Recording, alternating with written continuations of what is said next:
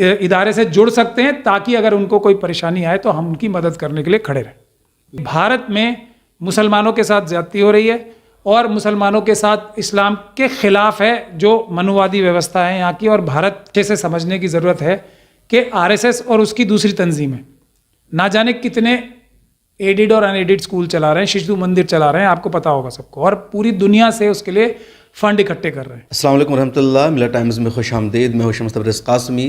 उत्तर प्रदेश में मदरसों को लेकर के उत्तर प्रदेश के चीफ मिनिस्टर योगी आदित्यनाथ ने एक अहम बयान दिया है, जिसको जानना और उसकी गहराई में जानना ज़रूरी है। ख़ासतौर पर जो लोग मदरसों के ज़िम्मेदार हैं या मदरसों से मुताल्लिक़ हैं, उनके लिए ये गुफ्तगू बहुत अहम होने वाली है।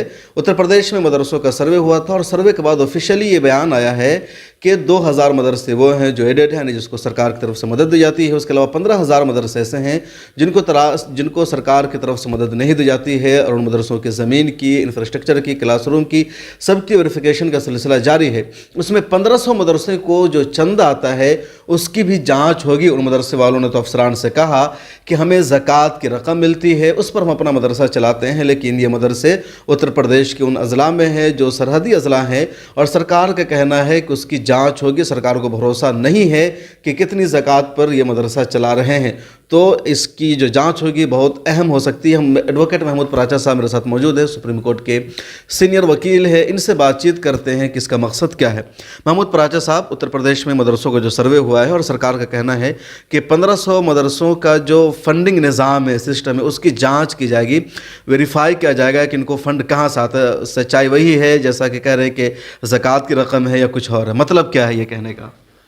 मतलब सीधा सीधा है, मैं ये बात पहले से भी कहता आ रहा हूँ। मतलब इसमें सीधा सीधा है, जिस वक्त हमारे जो मजहबी रहनुमा हैं, जो दीनी क़ायद अपने आप को कहते हैं, उन्होंने ये कहा था कि वेलकम किया था मदरसों की इन्वेस्टिगेशन करने के लिए, तो मैंने उसी वक्त कहा था कि ये जो इस तरीके की जो इन्विटेशन दी जा रही है बग़ैर किसी रेजिस्टेंस के, बगैर किसी ये बताए कि जो भी काम होगा कानूनी कार्रवाई से होगा, कानून के ज़ाब्ते में रह के होगा, इससे इसके ख़तरनाक अंजाम होंगे, और वही निकल के अब सामने आ रहा है।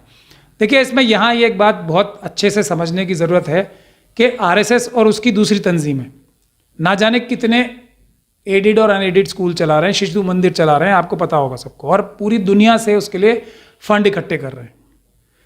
यानी मैं आरएसएस का एग्जाम्पल सिर्फ इसलिए दे रहा हूँ कि ये लोगों की समझ में आए। उसके अलावा भी दूसरी जो बहुत सारी तंजीमें हैं, एडिड और अनएडिड स्कूल चला रहे हैं, मदरसा भी एक स्कूल ही होता है, और उसके लिए फंड्स ले रहे हैं, पूरी दुनिया से ले रहे हैं, भारत से नहीं, पूरी दुनिया से ले रहे हैं। तो ये एजुकेशन के लिए पैसे ज़कात से या फंड से लेने, ज़कात के बारे में एक दीनी नज़रिए से एक दो राय हो सकती हैं कि क्या ये मदरसा ज़कात के पैसे से चलाना या नहीं चलाना एक दीगर बात है, मगर कानूनी नज़रिए से भारत के आइन और भारत का जो ज़ाब्ता है, भारत का जो कानून है, उसके नज़रिए से स्कूल, मदरसा या कोई भी इदारा देश के अंदर से पैसे लेके, देश के बाहर से पैसे लेके चलाना पूरी तरीके से कानूनी है। इसमें कोई भी गलत काम नहीं है, तो इसलिए किसी भी तरह से डरने और घबराने की कोई ज़रूरत नहीं है।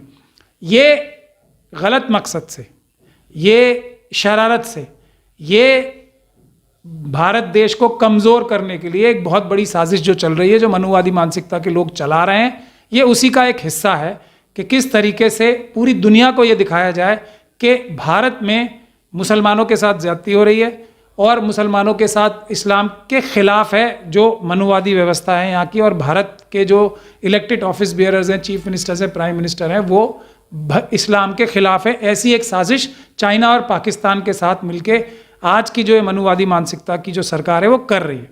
उसी का एक हिस्सा है कि ये दिखाया जाए कि मदरसों पे यहाँ जुल्म हो रहे हैं, और जुल्म उसके लिए किए भी जा रहे हैं ताकि भारत को कमजोर किया। जो मदरसों के साथ ऐसे हालात बन रहे हैं, सोल्यूशन क्या हो सकता है मदरसे वालों के लिए? देखिए, इसमें सबसे अच्छी बात यह है कि एक असम का एग्जांपल मैं आपको देना चाहूँगा।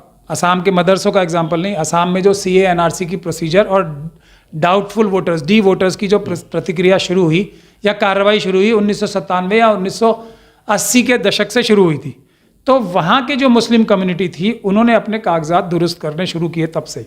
मतलब कानूनी कार्रवाई, जो भी कार्रवाई भारत में होनी चाहिए, कोई बिजनेस करे, पढ़ाई करे, लिखाई करे, अपने घर में रहे, राशन कार्ड बनवाए, ये सभी कानूनी तरीके से पुख्तगी से होने चाहिए। ये हर एक नागरिक का फ़र्ज़ है। तो आसाम में 80 के दशक से लोगों ने अपने कागजात दुरुस्त किए, इसीलिए जब CA NRC के में अंदर 20 लाख लोगों का नाम कटा तो उसमें से मुश्किल से 25% मुस्लिम्स का नाम आया। क्यों? क्योंकि उन्होंने अपने कागजात दुरुस्त कर रखे थे। तो इसीलिए मैं ये कहूँगा कि मदरसे चलाना बहुत अच्छा काम है और ये ज़रूरी काम है। इसके लिए कानूनी कार्रवाई करने की जो पहल है वो हमें अब करनी चाहिए सारे मदरसों को, और थोड़ा सा अगर आप बेटर करेंगे तो वो पूरी तरीके से कानून के ज़ाब्ते में होगा, तो कोई भी आपका कुछ नहीं बिगाड़ पाएगा, चाहे कितनी भी कोशिश कर लें। जैसे NRC में कितनी कोशिश की लेकिन फिर भी कुछ नहीं कर पाए और सिर्फ 25% लोगों का नाम ज़बरदस्ती डाला गया। वो भी आप लोग देखेंगे कि जल्दी उनके नाम भी लिस्ट से, भारत की नागरिकता की लिस्ट से जो कटे हैं उसमें नहीं रहेंगे। इसी तरीके से हर एक मदरसे चलाने वालों की, इंतज़ामिया का ये जिम्मेदारी है कि अपनी कानूनी कार्रवाई ज़रूर करें। आपको अगर फंड लेना है, देश के अंदर से लेना है, तो ATG की कार्रवाई पहले करें। ATG का लाइसेंस जो होता है या परमिशन होती है वो लें, अप्लाई करें। कोई ना कोई रजिस्टर्ड सोसाइटी बनाएं मदरसे के लिए। पहले रजिस्टर्ड सोसाइटी बनाने का पहला काम है, उसमें फिर बैंक अकाउंट खोलें और जो भी आप आज से ही शुरू करें अगर, तो जो भी आप ज़कात से पैसा आ रहा है या कोई और दूसरी तरीके से डोनेशन दे रहा है, उसमें आप जो खर्चा होगा वो निकाल के, अगर कोई इनकम होती है, हालांकि मदरसों में क्या इनकम होगी, तो इनकम टैक्स देना शुरू करें। 3 साल के अंदर 3 साल के बाद आप ATG अप्लाई कर सकते हैं। फिर अगर कोई आपको डोनेशन देगा, ज़कात देगा या कोई भी चीज़ देगा, तो उसमें उसको टैक्स का भी बेनिफिट होगा और आपको भी कोई इनकम टैक्स भी नहीं देना पड़ेगा, अगरचे आपके मदरसे में इनकम हो रही है। उसके बाद आपको फिर FCRA के लिए भी अप्लाई कर सकते हो, यानी कि बाहर से भी फंड लेने के लिए आप अप्लाई कर सकते हो। तो उसमें कोई गलत बात नहीं है, बाहर से फंड लेना अच्छी बात है। अगर कोई देना चाहता है तो इसमें कोई डरने और घबराने की बात नहीं है, लेकिन कानूनी कार्रवाई जो है वो आप और मजबूत करें। मेरे ख्याल से अभी तक भी करते ही होंगे, लेकिन इसको और मजबूत करें। डरने और घबराने की ज़रूरत नहीं है।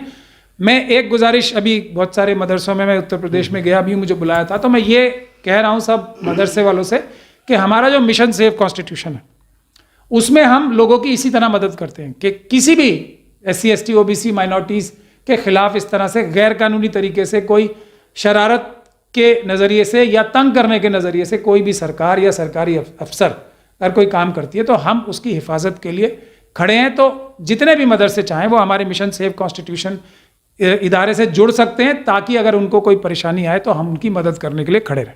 जी बिल्कुल, बहुत शुक्रिया। तो हमारे साथ महमूद पराचा साहब, जिन्होंने मदरसे वालों से अपील की है कि वो अपने कागजात को दुरुस्त रखें, फंडिंग लेने का क्या तरीका है उसके बारे में तफसील से बताया, उस पर अमल करें। अगर किसी तरह की कोई दिक्कत आती है तो आप मिशन सेफ कॉन्स्टिट्यूशन से रब्ता करें, इनकी मुहिम से जुड़ें। एडवोकेट महमूद पराचा साहब उसके नेशनल कन्वीनर हैं और आपकी मदद के लिए तैयार हैं। तो अब मैं तो ये कहूँगा, मेरा पर्सनल मशवरा भी है कि हर मदरसे वालों को एक वकील को अपना लीगल एडवाइज़र बनाना चाहिए और जो वकील है उनकी खिदमत लेनी चाहिए। महमूद पराचा साहब की पूरी एक तरह से मुहिम चल रही है, तो इससे भी आप मदद ले सकते हैं, इनको लीगल एडवाइज़र बना सकते हैं, किसी भी और वकील से रब्ता कर सकते हैं। कैमरामैन तमन्ना के साथ शम्स तबरेज़ कासमी, मिल्लत टाइम्स।